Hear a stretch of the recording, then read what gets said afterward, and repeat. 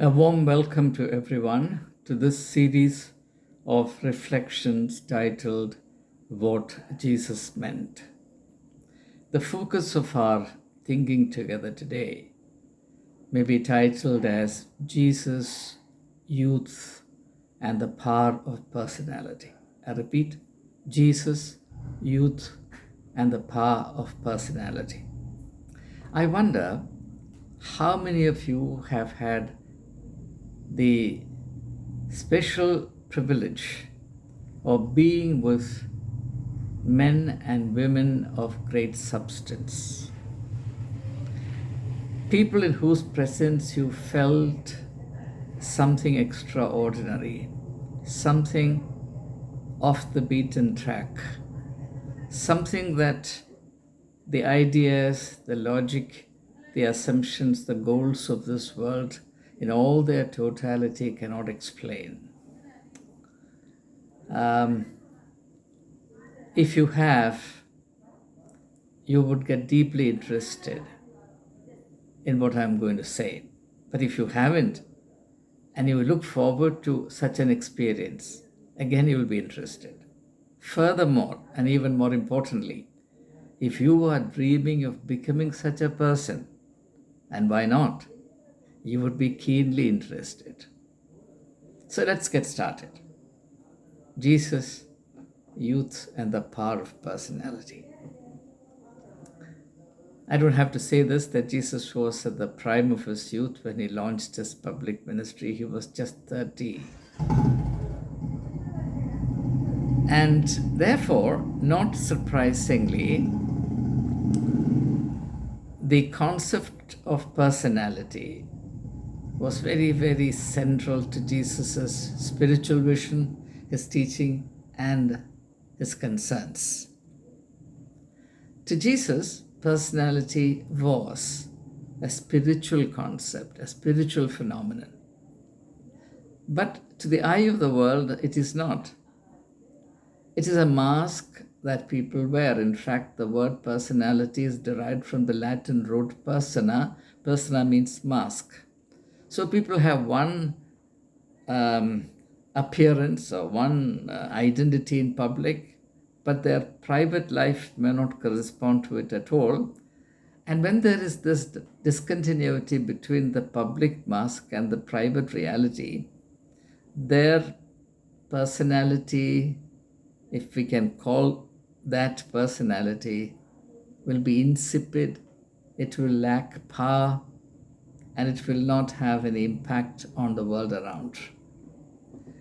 Now, I believe that Jesus' shaping goal for his public ministry, to which I have already made a reference, namely leading people to life in all its fullness, is quintessentially youthful. It's when you're young that you really aim at the fullness of things. Young people do not want to live life lukewarm. That's why in your youth, you look for adventures. You're willing to run risks, sometimes senselessly.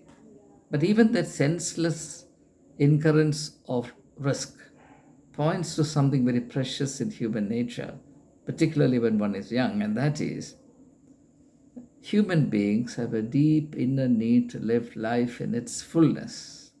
And this is something that Jesus intuited so clearly and articulated so unforgettably.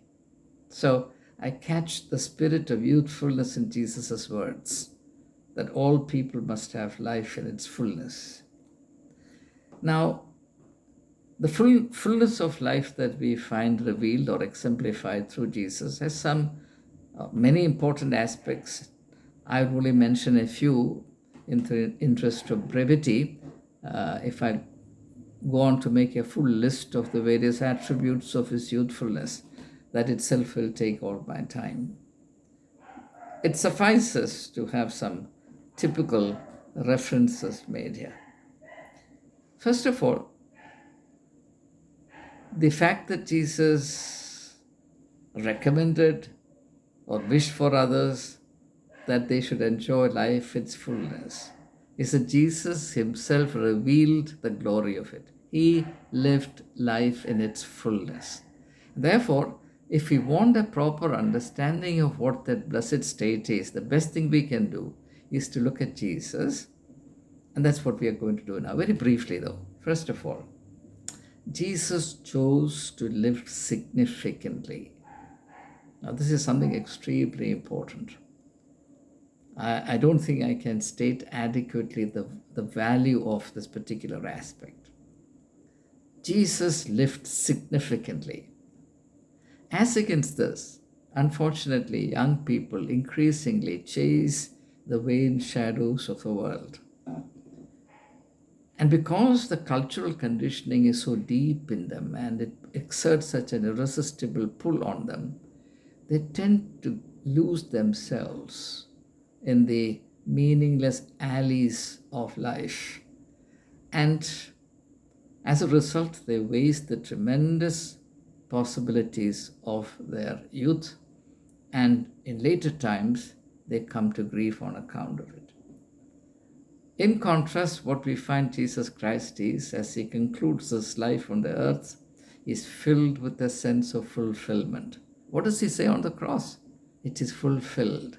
Imagine experiencing this acme of fulfillment in the most unlikely situation of all, namely the point of death, the most painful death, not just the physical pain, but also the mental, spiritual pain of dying in a state of extreme injustice.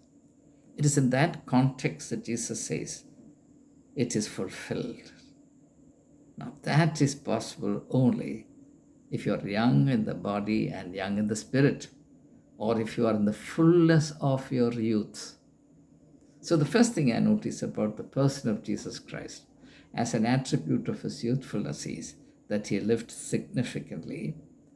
And the proof that he lived significantly is that his life impacted the life of everybody around him. People hated him, people loved him, people adored him, people ran away from him, people sought to make him king, people sought to kill him. That's all fine. But nobody could be indifferent to Jesus Christ. That's why I say that he lived significantly. Sometimes, when you live life significantly, you'll become very unpopular.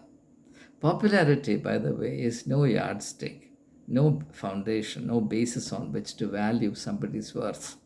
Some of the great pioneers and geniuses history has ever seen were very unpopular at their times, but their worth was discovered in retrospect long after their death.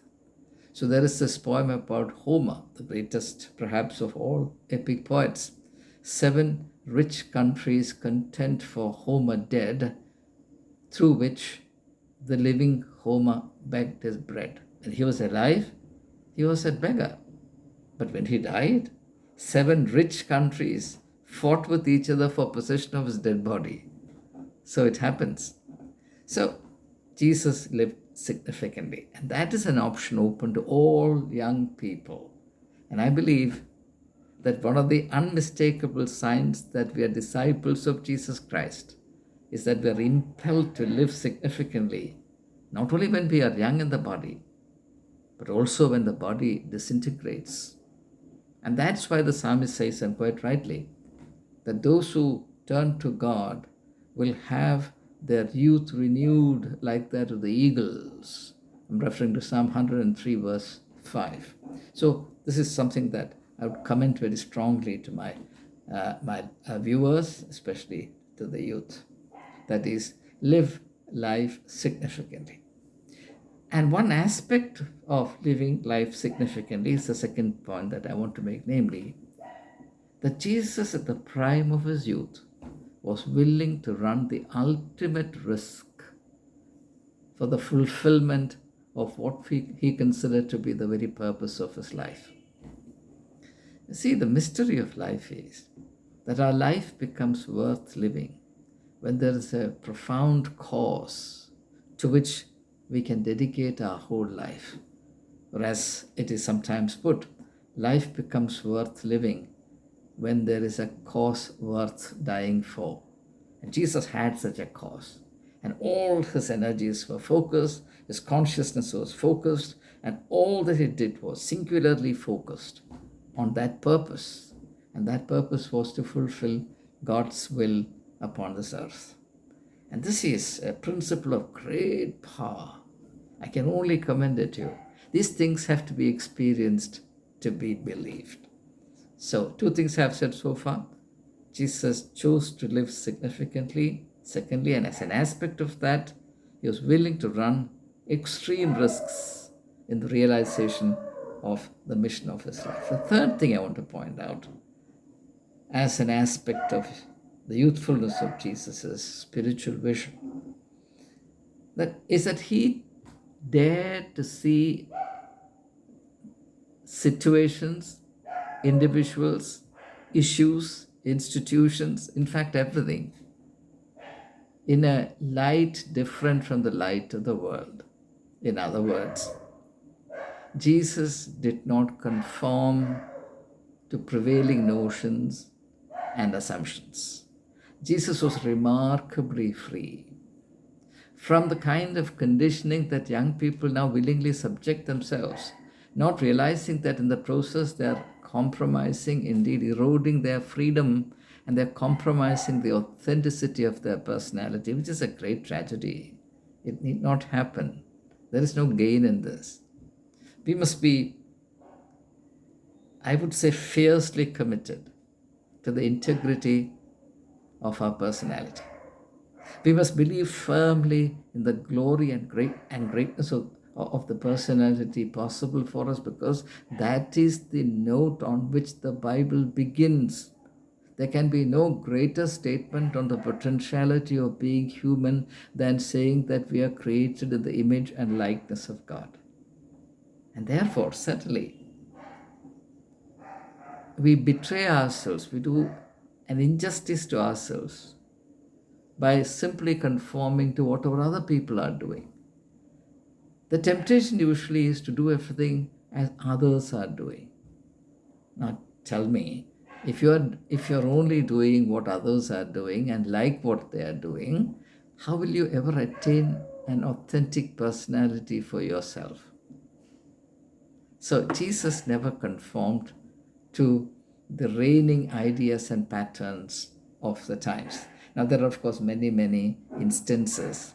I need only refer you to the 6th chapter of Matthew's Gospel, where Jesus speaks about the 3 basic practices of Judaism: almsgiving, praying, and fasting. And notice that with respect to each of those major pillars of Judaism, Jesus had a distinct view of his own. He did not ape anything. Why? Not because he wanted to be different from others for the sake of difference, but he had to be different because he came to fulfill his Father's plan for humanity. And that is not done by conforming to the ways of the world. So this is the first major point I want to make, namely that Jesus came to exemplify life in its fullness, and that is an aspect of the youthfulness of his spirit, his being. Now, I listed 3 important characteristics, not exhaustively, only selectively. There are other aspects to it which you can discover for yourself. I said that he chose to live significantly. And in that context, I also went on to say that he was willing to run extreme risks in order to realize his goals, which are godly. And finally, he had the freedom of the spirit, freedom of the mind to see given situations differently from the stereotypical understandings and assumptions that prevailed then. And this is, of course, saying a lot. Now, let's take a step forward. Compare now our predicament as young people today. I'm not young, I'm 72 years old, but I'm identifying myself with the youth of today for the main reason that all of my life was spent among youth. I was in higher education, and I had the opportunity to look after men and women, very bright, very promising, very lovable men and women, students in the age group of 18 to 23, or 17 to 22 in some cases. So all my life was lived among the youth, and I consider that to be a singular blessing. So I've had opportunities to observe the life and struggles of young people. And much of what I'm going to say today is inspired by that first-hand knowledge of the realities in this field. So, as against the personality of Jesus, the vitality that we see in him, his courage to deviate from set patterns and the interest of being authentic in his pursuit of God's will upon the earth, what we find today in most cases, as far as young people are concerned, is that because they are not given the right kind of spiritual training, or because they are not equipped to live as children of God in this world, or because they are not given a proper spiritual understanding of what it is to live, and in particular what it is to take responsible stewardship of their own life, their own personality, they tend to be lost in the ways of the world. Therefore, I share these thoughts with a great deal of sadness in my heart that the youth are the most neglected segment in the Christian community, both in Kerala and universally. Now, this is very strange. Strange, particularly in light of the fact that the founder of Christianity, Jesus Christ, Jesus did not found Christianity, but Christianity was established on the basis of what Jesus taught and did in that sense. Jesus was young, he exuded youth. But in the Christian community, as well as in the life of all churches, the youths are the most neglected segment. Now, this I find very, very strange. This I find objectionable. I'm going to put it rather strongly. So, I find that there is a little nervousness when it comes to ministering to the youth. And I have contemplated on the reasons why, and here are some of the things, and I'm only going to mention them very briefly without explaining. I think priests who usually have stereotypical training based on some outmoded theological and pastoral models are ill-equipped to minister to the youth who live in the present. So therefore, they fear a particular streak or particular strength in the youth, namely that young people ask questions. They demand to be told the reasons why. They demand understanding. It's unrealistic and unfair to expect of the youth of today that they simply blindly, mechanically follow past traditions, practices, and customs. They won't do that. The youth of today, and I consider that to be something good in them, the youth of today demand to be persuaded. They always ask the question, why? Why should I do that? And it's our duty to tell them why. And if you have no reasons, if you do not have anything to persuade them to do something, why would we want to persuade them?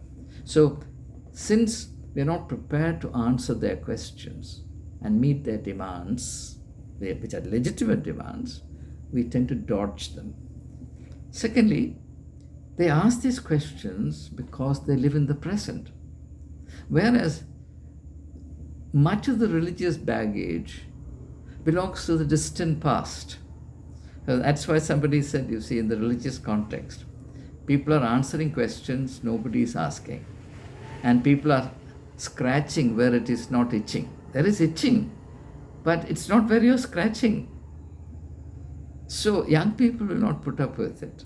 They live in the present and therefore they have many questions to ask. They have many struggles to cope with. Therefore, they need relevant resources. If we don't care to give them relevant resources, how do we expect them to take their religious life seriously? The third thing, the third reason why we dodge the youth is that we know that they are put off by hypocrisy. You see, when you're past your prime and when you sort of gradually slip into your old age, you are willing to accept many things. You accept that attitude which is described as resignation. You grow resigned. Let it be, so what? Let these sleeping dogs lie. Young people will not do that. they feel put off by hypocrisy. Hypocrisy is the dichotomy or the contradiction between what is said and what is done. Okay? And this is unfortunately a perennial problem in the sphere of religion. And commenting on the priestly class of his times, Jesus said, "Do as the Pharisees tell you, but do not do as they do." So, this problem of hypocrisy was at its zenith at the time of Jesus Christ, the reason why he denounced the priests of his days. So, because we know that the youth are put off by our hypocrisy, we don't have the moral courage or the spiritual motivation to face them. If you can't face them, how would you minister to them? So, there's a real problem, there's a real lacuna in the life of the church. And it's high time that we realized it. And only when we realize this and realize this to be a deficiency in our church life will we ever do or care to do something about it. Now, the third thing I want to say is that, and this is very important and important for young people, it is in our teens and in our youth that we lay the foundation for our personality, which endures a lifetime. Actually, even the quality of our life in old age is determined by how we steward our youth. Steward means how we take care of. With what wisdom, with what sense of purpose, with what discipline and godliness we take care of our youth. Because youth is a time of great energy, great possibilities, freedom, and it's also a time when we can go wrong very seriously. So, this is the time, therefore, to become spiritually vigilant, spiritually educated, so that we're able to take the path of life rather than the path of destruction, as Jesus instructs very clearly in the Sermon on the Mount when he talks about the two ways, the narrow way and the broad way. The broad way leads to everlasting destruction, damnation. So, in the youth, as I said, when you're young, you want to be effective, you want to belong, you are in the wide, wide world, you're facing a brave world, bold world. You experience the thrill, the pleasure, the excitement. The world is too much with you and very powerfully too. At that time, a person faces two possibilities. It is only natural. First is to mold or shape one's personality according to the way of the world, according to the ideas, priorities, tastes, preferences, excitements of the world, and as per the resources of the world. So, this is one possibility. And that's how we think of the worldly idea of personality, about which I've already said something, and I don't want to go anything beyond what I've already said. The second is completely contrary, or second is in stark contrast to the worldly personality, which, as I said, is a mask that people wear. The second option is to cultivate what we find in Jesus Christ, which is authentic spiritual personality. And as I said briefly at the outset, personality is, truth to tell, a spiritual concept. If you want authentic personality, you have to create a spiritual foundation for it. There is absolutely no other way. I want to bear witness to this. This is an insight that I will affirm with all the conviction that I'm capable of. Personality is a spiritual concept, and everything else is a caricature. Everything else is pseudo. So, if you want to cultivate your spiritual personality, the power, the greatness, the glory, the fruitfulness of it, there's only one way, and that is to turn to the Lord Jesus Christ. And I sincerely believe this. And therefore, I attach great importance to Jesus' words when he said, "I am the way." And unfortunately, that statement is interpreted only as the way to heaven or way to life after death. What about life here before you die? Your personality matters before you die, at least it should. So Jesus is the way to that spiritual personality. That's the emphasis I want to lay all the time. I'm never tired of repeating myself on this count. Jesus is the way to authentic spiritual personality. And therefore, now it's worth our while to consider some modes of the personality, of some features, some aspects, some strengths of the personality we find in Jesus Christ. The personality that Jesus is. That's a very exciting thing. It can also be a very profitable and instructive thing. Now, the first thing I want to say is this, as regards the uniqueness, the power, and the glory of Jesus' personality, which we can emulate. The first thing I want to say is that there is a core of mystery in the personality of Jesus. This is something everybody experienced. And John the Evangelist, when he writes his gospel, the gospel according to Saint John, describes this core of mystery in the only way it can perhaps be described at all. I can't think of a better description than this. He says that mystery is the Word become flesh. The Word is the flesh as flesh, the physical existence, the body as the ultimate reality. The beauty, as the world understands, is the beauty of the body beautiful. That's why it is sometimes said, unfortunately, that beauty is skin deep. No, it is not. Beauty must be deeper than the oceans. Beauty must be, if it's human, beauty must be rooted in the impenetrable mystery of life. That alone is beauty worth having and worth talking about. And that's the beauty that we find in the person of Jesus Christ. And the secret of that beauty is, as Saint John tells us, the Word become flesh. Now, the flesh thinks only for itself. It is not in the power of the flesh to transcend itself or to deny itself or to go beyond its interests. And therefore, it's very easy to identify people whose personality is dominated entirely by the flesh. They will be hardened in their selfishness.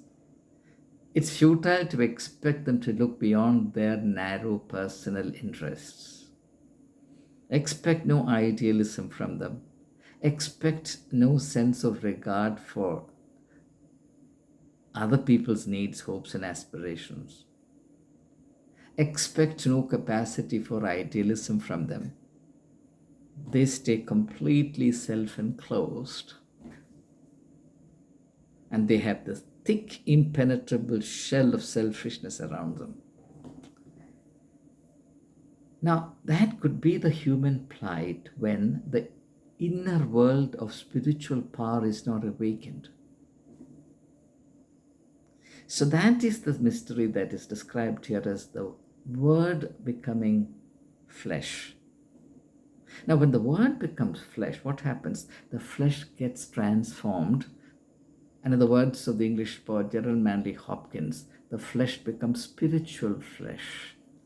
It undergoes a complete transformation in its nature, so that now the flesh is not a hindrance to the development of our spiritual personality. Rather, the flesh becomes the medium through which the light of our spiritual personality is expressed.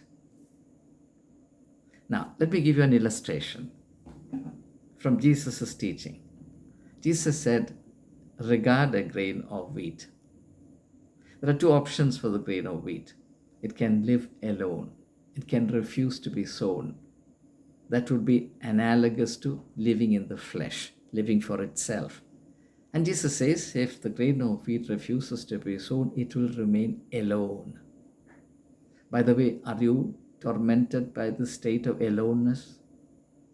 Do you feel that you're not able to connect to the beauty of life, the richness of life, the wonder and the glory of life?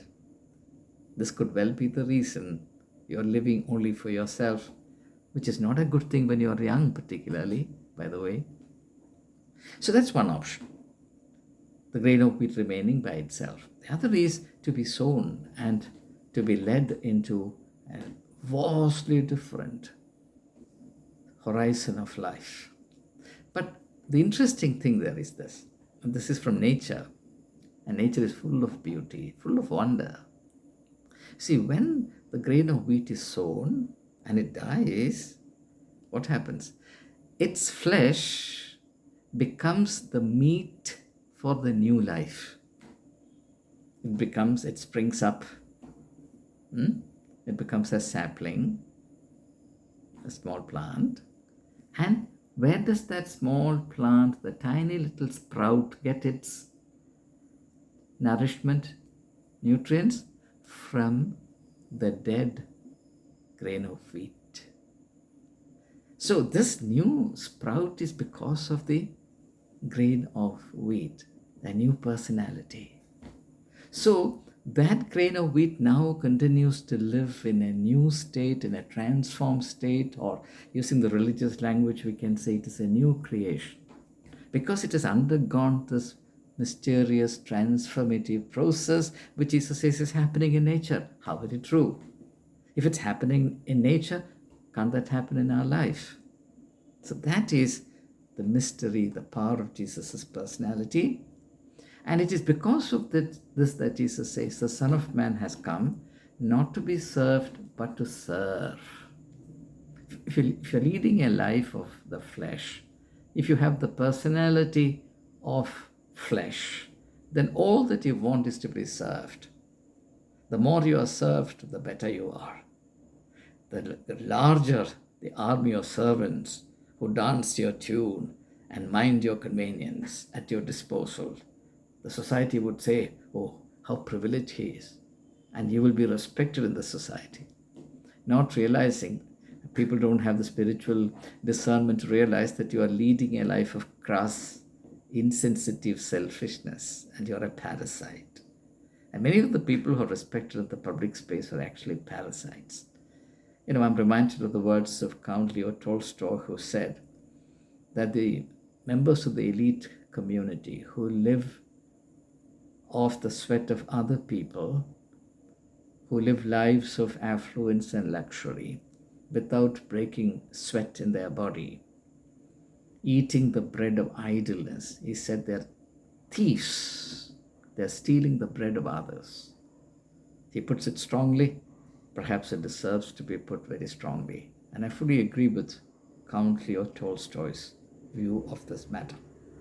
So, Jesus is the embodiment of that great, profound mystery, which has become now part of the stuff of being human, because he has come to be one with the human predicament.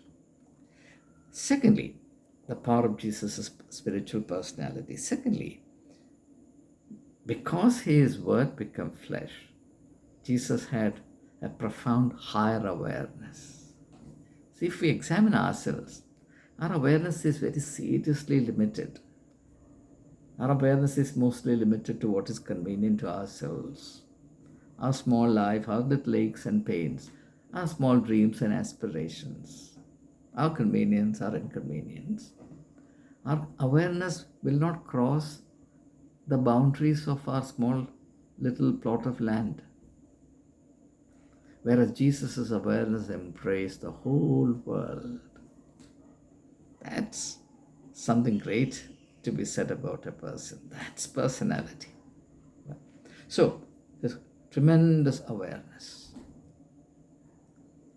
The third thing I want to point out regarding the power and the uniqueness of Jesus' personality is, and this is extremely important, that Jesus was creative to the core. Actually, people, when they're young, they dream of creativity, but they don't know how to cultivate it. I believe that creativity is a divine gift, so it exists as a seed within us and it can be cultivated.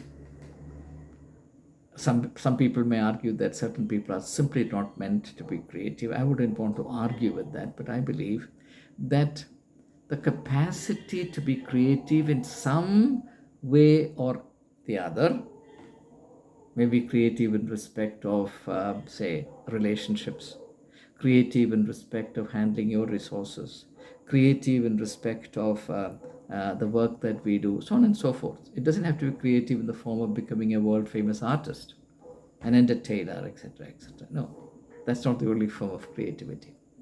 Creative, being creative about life is the highest form of creativity, and each one of us can be creative in relation to life in some form or the other, because life is oceanic.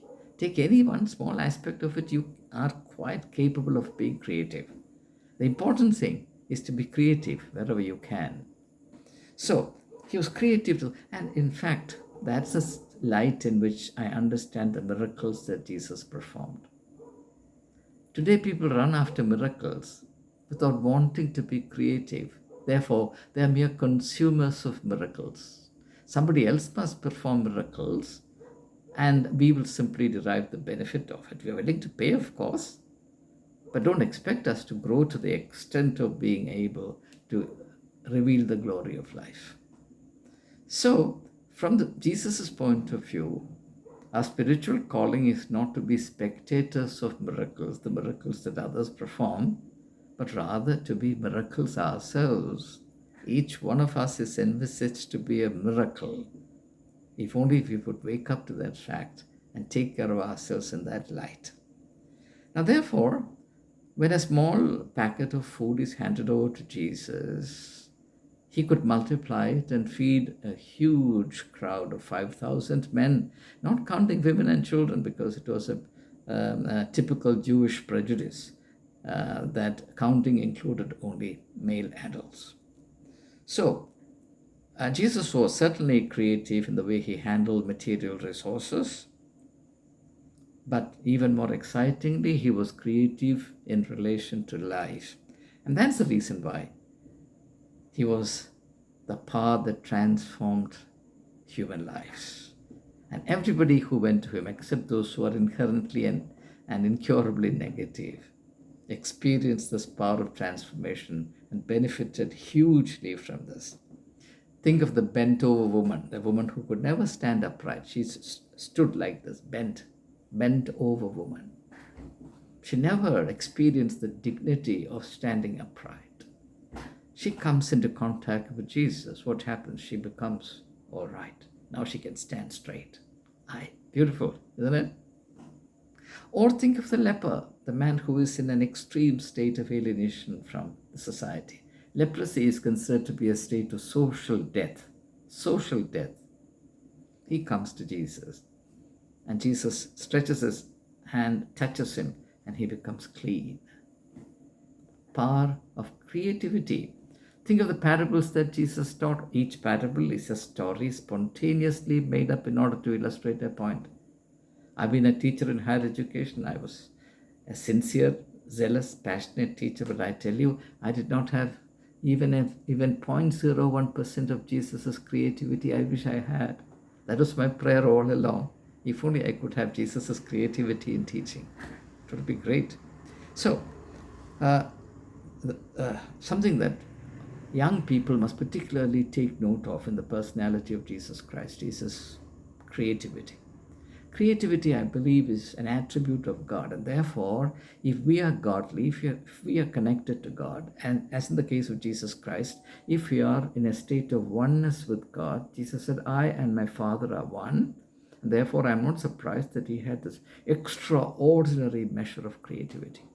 So I believe sincerely that if we are connected to God, if we are turned towards God, we will have the light of that creativity fall upon us, and our life will be transformed. So, because of these, Jesus' personality was so powerful, so charismatic, if you like, that he made a permanent impact on human destiny. You know, great leaders have come and gone, great warriors, great empire builders. You know, I remember reading somewhere a statement by Napoleon Bonaparte. He said, Alexander the Great, Charlemagne, and myself, we established great empires, but our empires will not last. The days of our empires are numbered, but the empire of Jesus Christ will last until the end, because our empires were built on power. The empire of Jesus Christ was built on love. That's Napoleon for you. So the power, Napoleon understood Jesus' charismatic power as the power of love. And imagine a military conqueror, a great military strategist, perhaps one of the greatest history has ever seen. I've been fascinated by the life and exploits of Napoleon Bonaparte, and I've tried to understand his biography. It's fascinating, fascinating. There's a whole body of literature centered on Napoleon Bonaparte. It's that Bonaparte who is saying he felt the power of Jesus Christ. So, Jesus, therefore, in his teachings, emphasized the power of personality. Let me give you one illustration before I conclude our session today. Jesus used the illustration of the mustard seed. You know, the mustard seed is very tiny. He says, if you are a member of the kingdom of God, or if you have anything to do with God, if you're godly, if you're oriented towards the plan and purpose of God for you and for the world, you are like a tiny mustard seed.